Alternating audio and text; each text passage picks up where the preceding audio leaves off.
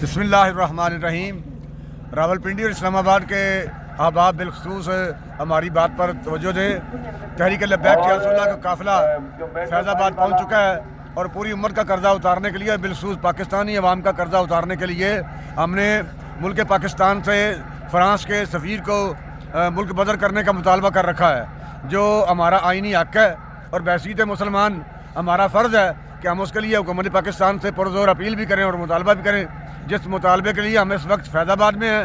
اور فیض آباد جتنے کارکنان عہدیداران تحریک لبیک یا رسول اللہ کے جملہ اشکان رسول اس وقت موجود ہیں، ان پر ہر طرف سے پولیس نے حملہ بول دیا ہے۔ آپ حضرات ہماری مدد کے لیے پہنچیں۔ ہمارا ذاتی مطالبہ نہیں ہے، بلکہ حضور سرور کونین صلی اللہ علیہ وسلم کی عزت اور ناموس کا مسئلہ ہے۔ آپ کا بھی اتنا ہی فرض ہے جتنا ہمارا فرض ہے۔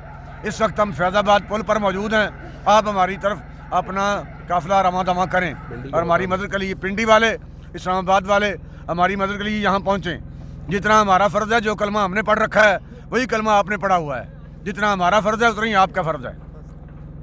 لبیک لبیک لبیک لبیک من سب نبیًا